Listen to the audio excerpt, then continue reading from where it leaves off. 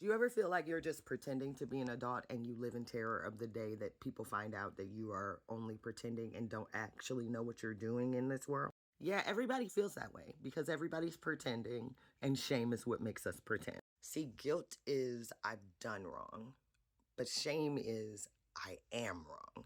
And those are wildly different emotions. White guilt motivates people to say things like, why didn't I learn this in school? But white shame motivates people to say things like, I'm not racist. I don't have a racist bone in my body. Guilt encourages us to engage with reality. Shame encourages us to deny reality. What comes out of your mouth is, I don't have a racist bone in my body. But what your behavior is I will cross the street if I see a black person coming towards me. Or I almost didn't get out the car the other day because there were a bunch of black boys standing in front of the door by the store I was about to go in. Or like secretly, I want to touch my black coworker's hair so bad. And that shame, that inability to see our own shadow, because that's where shame hides, in the shadows. Our inability to see our own shadow has become an international issue. My brain is so all over the place, y'all, because I feel like this ties into everything. I feel like this ties into Diddy and 50 Cent and like why we have this video, this damning 4-episode documentary, and no actual cultural conversation about homophobia, which is obviously what allowed all of this stuff to continue, because black men are still afraid of being considered gay. Like, we're not allowed to talk about that, right? That's the shameful thing. So if a man wants to get a prostate orgasm, that's a horrible, shameful thing. And as long as we feel this way, as long as men are policing their own pleasure in this way, they will continue to police ours. Trump likes little girls because grown women laugh at his shit. I wrote an article on Weinstein and I read 91 testimonies in a weekend, which I do not recommend to anybody. I definitely traumatized myself as a survivor of sexual assault.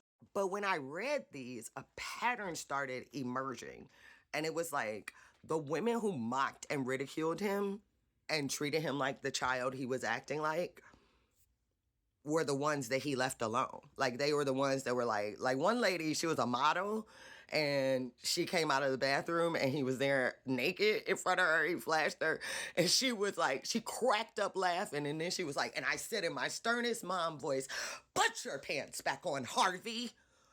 This is unacceptable behavior. And the nigga did it. Please note that I am not saying that all assaulters are like this. They're not. But there's a certain profile of assaulter. Shayna Condi talks about it too.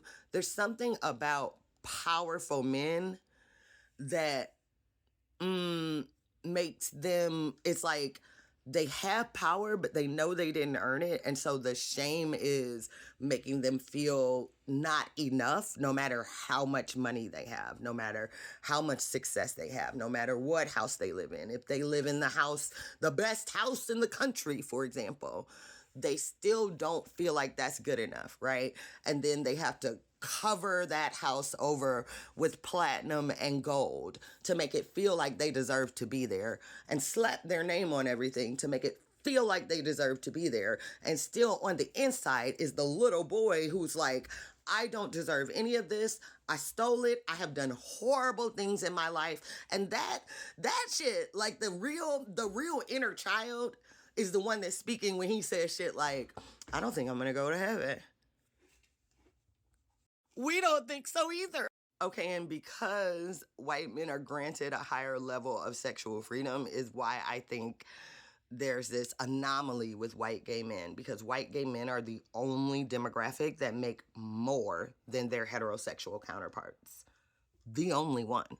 And that's because white men have access to other ways of equivalent signifying. But black men only have like very specific types of signifying that they are allowed to feel powerful. And so the homophobia comes in because the purpose of black masculinity is to make black men police each other's masculinity so no one else has to.